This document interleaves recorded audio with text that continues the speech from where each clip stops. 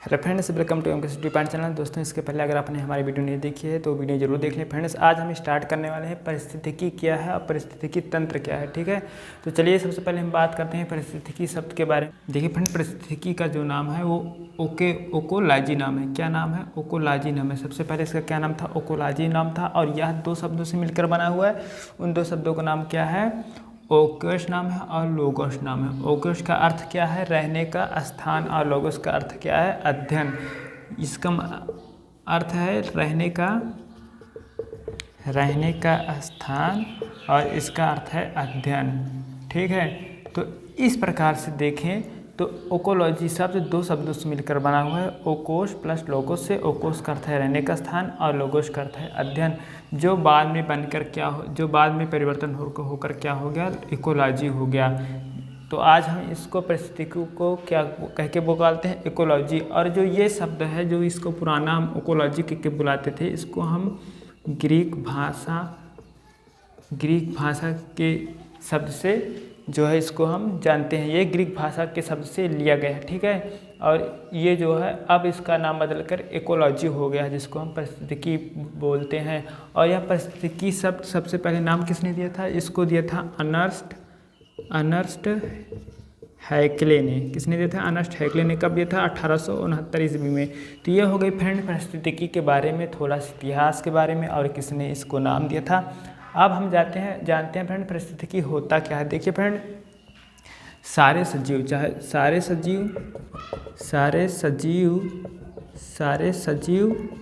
Plus वातावरण,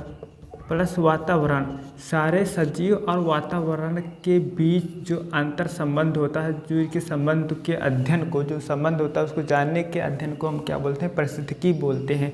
अब हम जानेंगे परिस्थितिकी क्या होता है। अब देखिए परिस्थितिकी तंत्र क्या होता है। परिस्थितिकी और परिस्थितिकी तंत्र में क्या होता है? देखिए, परिस्थितिकी तंत्र का तो ये सबसे बड़ा रूप होता है, परिस्थितिकी होता है। ठीक है, अब परिस्थितिकी तंत्र में हम क्या जानते हैं कि परिस्थितिकी तंत्र में जो है इसका जो अध्ययन, इसमें केवल अध्ययन ही करते हैं, लेकिन इस अध्ययन के अंदर हम जाते हैं कि ये सब सारी संरचना कैसे हुई, जैसे जीवों की संरचना कैसे हुई और इनका रिएक्शन कैसे हुआ और इसका वातावरण के साथ और हमारे इसके साथ क्या संबंध है, इसके बारे में जो अध्ययन कहते हैं हम परिस्थितिकी तंत्र में कहते हैं या इकोलॉजी सिस्टम में कहते हैं।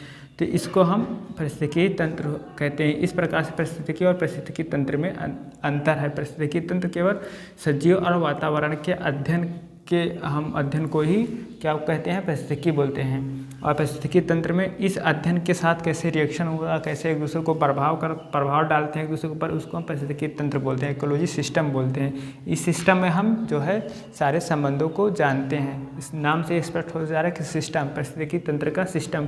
तो आप देखिए फ्रेंड, परिस्थितिकी तंत्र का नाम किसने दिया था? सबसे पहले तो इसका नाम दिया था एजी टांसले ने। कब? 1935 में।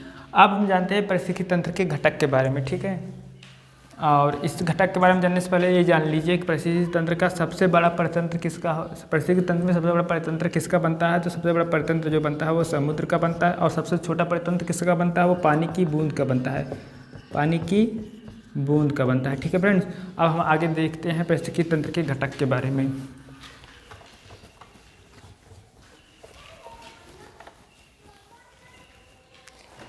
तो देखिए परिस्थितिकी तंत्र के घटक, इसको हम दो भागों में बांटते हैं, जिसको हम क्या बोलते हैं? जैविक घटक और अजैविक घटक। जैविक घटक और अजैविक घटक। अब देखिए फ्रेंड, जैविक घटक को हम तीन भागों में बांटते हैं: उत्पाद, उपभोक्ता और अपघटनकर्ता। अजैविक घटक को भी हम यहाँ पे दो भागों में बांट सकते हैं: कार्बनिक और अकार्बनिक। ठीक, कार्बनिक और अकार्बनिक। तो फ्रेंड्स, हम एक चीज़ यहाँ पे समझते चलते हैं कि उत्पाद क्या है, उपभोक्ता क्या है, अपघटनकर्ता क्या है। देखिए, उपभोक्ता को हम तीन भागों में बांटते हैं: प्राथमिक उपभोक्ता, द्वितीयक उपभोक्ता, द्वितीय उपभोक्ता और तृतीय उपभोक्ता। देखिए फ्रेंड्स, हम एक एक समझते हैं। देखिए, उत्पाद में क्या आते हैं, जो अपना भोजन स्वयं बना लेते हैं, जैसे पेड़ पौधे। तो ये हमारा क्या हो गया, उत्पाद। पेड़ पौधे जो प्रकाश संश्लेषण के द्वारा क्लोरोफिल की उपस्थिति में अपना भोजन स्वयं बनाते हैं, उसको हम उत्पाद बोलते हैं, ठीक है। जैसे पेड़ पौधे। अब देखिए, उपभोक्ता क्या होता है फ्रेंड्स, उपभोक्ता यह होता है जो उत्पाद के द्वारा अपना भोजन ग्रहण करते हैं, उन्हें उपभोक्ता बोलते हैं। उपभोक्ता में 3 प्रकार के उपभोक्ता आते हैं, प्राथमिक उपभोक्ता, द्वितीय उपभोक्ता, तृतीय उपभोक्ता। तो प्राथमिक उपभोक्ता वो होते हैं जो उत्पाद का भोजन करते हैं, जो उत्पाद के द्वारा अपने भोजन की पूर्ति करते हैं। तो जैसे हो गए ये सब सारे शाकाहारी होते हैं, जैसे बकरी, गाय, खरगोश, ठीक है।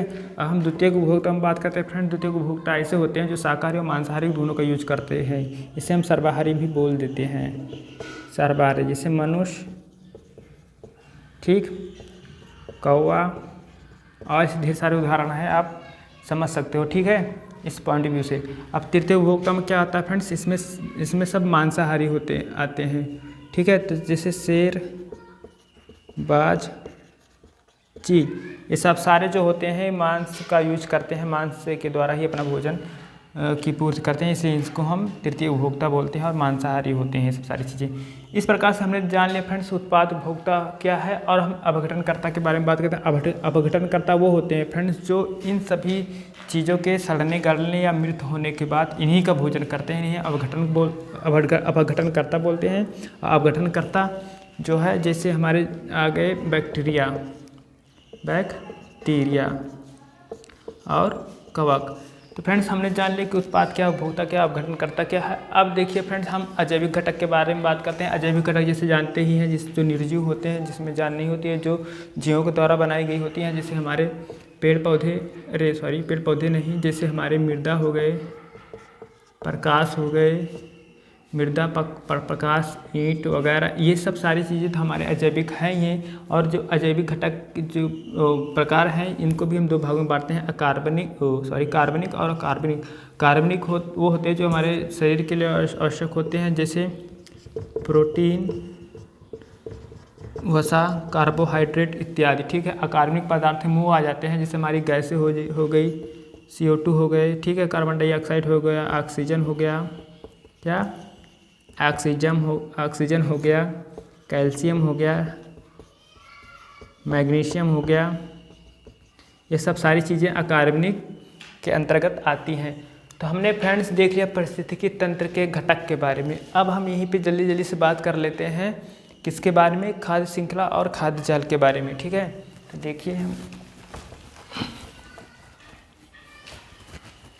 देखिए इसी से संबंधित हमारा खाद्य श्रृंखला भी है। तो खाद्य श्रृंखला, देखिए फ्रेंड, खाद्य श्रृंखला किसे कहते हैं, खाद्य श्रृंखला, ठीक है। तो देखिए, जो हमारे प्राथमिक उपभोक्ता थे, प्राथमिक उपभोक्ता क्या थे, शाकाहारी थे, ठीक है।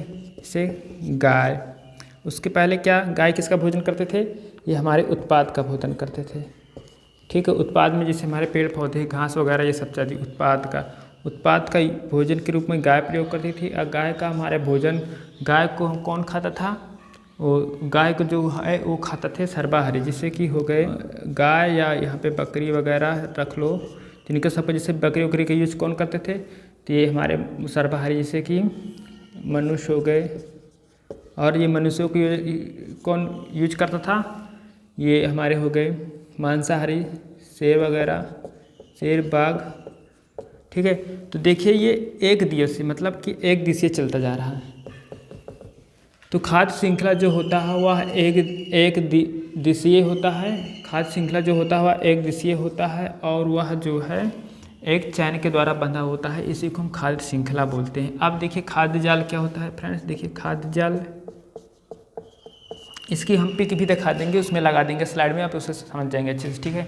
देखिए खाद्य जाल क्या होता है, खाद्य जाल क्या होता है फ्रेंड्स, जैसे कि यहाँ पे उत्पाद हुआ, उत्पाद को कौन खाया, शाकाहारी खाया, शाकाहारी में कौन, यहाँ पे बकरी वगैरह है, ठीक है। अब बकरी वगैरह को जो कौन खाया, यहाँ पे बकरी वगैरह को तो यहाँ पे वो क्या कहते हैं, वो सर्वाहारी खा लेते, जैसे मनुष्य वगैरह खाए। अब मनुष्य वगैरह खाए, ठीक है। अब मनुष्य वगैरह को तो जो है वो भी तो खाते हैं। कौन खाता है? मनुष्य वगैरह को और चीज़ें खा सकती हैं, जैसे कि मनुष्य तो खा ही लिया। और इस शाकाहारी को क्या, जैसे इसमें एक दिवस इसमें श्रृंखला में क्या हुआ, इसमें बाघ यहाँ पे आया था, ठीक है। अब देखिए खाद्य जाल में क्या होता है, खाद्य जाल में ये होता है कि जो बाघ होता है तो मनुष्य का खाएगा ही, ये तो इसका खाएगा ही, और यह इसको भी खाएगा, ठीक है। और जब यह इसको भी खाएगा तो यह जो है एक दिवसीय न रह के एक दिशीय न रह के अगर 2 दिशीय बन जाता है, मतलब 2 दिशा इसकी बन जा रहा है, और यह जाल का रूप निर्धारण कर लेती है। इसी प्रकार से इस घटना को हम जो है खाद्य जाल बोलते हैं, ठीक है फ्रेंड्स। हम स्लाइड लगा देंगे, उसमें आपको ज़्यादा समझ में आ जाएगा। तो फ्रेंड्स इस प्रकार से जो है हमने खाद्य श्रृंखला और खाद्य जाल के बारे में समझ लिया। अब फ्रेंड्स हम यहीं पे बात कर लेते हैं 10% ऊर्जा का नियम। तो देखिए फ्रेंड्स, जो 10% ऊर्जा का नियम दिया था वो किसने दिया था? लिंडमैन ने दिया था। लिंडमैन का 10% नियम। इन्होंने यह बताया फ्रेंड्स कि जो हमारे सारे सजीव हैं वो जो है केवल ऊर्जा का 10% ही यूज कर पाते हैं और बाकी 90% ऊर्जा बेकार हो जाती है। तो कैसे यूज होती है देखिए फ्रेंड्स, हम बताते हैं। देखिए जैसे सूर्य का प्रकाश है, सूर्य का प्रकाश से अगर यहाँ पे क्या 1000 कैलोरी ऊर्जा आई, और फिर उसको दूसरे में जब निर्धारण किया इसका 10% पाया, कितना पाया? 100 ऊर्जा कैलोरी पाई। फिर उसके बाद जब दूसरे में गए तो कितना पाया? 1 कैलोरी पाए। फिर उसके बाद जब तीसरे में गए तो पाया 0.01। इस प्रकार से देखें फ्रेंड्स, तो जो है ऊर्जा का जो है कैसे रूपांतर हो रहा है, 10% कम होते हुए चला जा रहा है। तो इस प्रकार से हमारे ऊर्जा का इन्होंने बताया कि ऊर्जा का रूपांतर 10% रूल के द्वारा होता है। अगर सूर्य से हमें जो है यहाँ पे उत्पाद, इसको हम उत्पाद बोल सकते हैं, उत्पाद में 1000 ऊर्जा आ रही है, तो जो उपभोक्ता के पास पहुँच रही है, प्राथमिक उपभोक्ता के पास पहुँच रही है 100% पहुँच रही है। फिर 100 से हमारे यहाँ पे 10% हुआ, और 10 से हमारे यहाँ पे 1 हुआ, और 1 से हमारा हुआ 0 पॉइंट हो गया। इस प्रकार लिंडमैन ने बताया जो ऊर्जा का रूपांतर हो सकता है केवल 5 स्तर तक हो सकता है। कितने स्तर तक?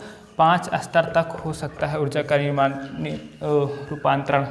ऊर्जा का रूपांतरण 5 स्तर तक हो सकता है, और इसलिए इन्होंने बताया कि 90% ऊर्जा का नुकसान होता है और 10% ही ऊर्जा यूज होती है।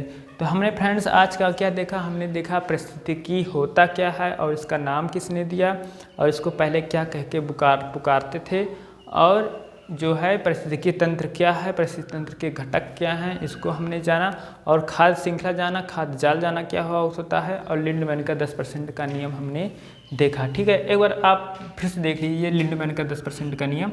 देखिए इन्होंने यह बताया कि जो ऊर्जा का रूपांतरण होता है केवल 10% ही यूज में किया जाता है और 90% बेकार हो जाता है। वो कैसे? इन्होंने बताया कि सूर्य के प्रकाश से जब ऊर्जा आती है तो हमारे जो उत्पाद होते हैं, जो हरे पेड़ पौधे होते हैं, वो जो है ऊर्जा का रूपांतरण 100 ऊर्जा, जैसे 1000 कैलोरी ऊर्जा जो आती है प्रकाश से, वो हमारी 100 में 100% यूज करती हैं पेड़ पौधे। वो फिर इसके माध्यम से रूपांतरण हो जाता है हमारे जो है उपभोक्ता में, जो कि पा जाते हैं कितना? 100 ऊर्जा कैलोरी। इसका 1000 का 10% हुआ 100, फिर 100 का 10% हुआ 10, फिर 10 का परसेंट 10 हुआ, कितना हुआ? 1 का 10% कितना हुआ? 0.01। इस प्रकार से ऊर्जा का रूपांतरण केवल 1, 2, 3, 4, 5 स्तर तक होता है।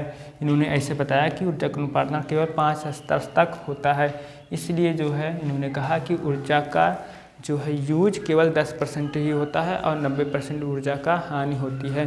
तो इस प्रकार से फ्रेंड जो है आज का एक टॉपिक क्लियर हो गया होगा और आपको भी लगभग समझ में आ गया होगा। अगर आपको ये वीडियो अच्छी लगती है तो आप हमारे चैनल को सब्सक्राइब और लाइक ज़रूर करें। ठीक है फ्रेंड्स, थैंक यू।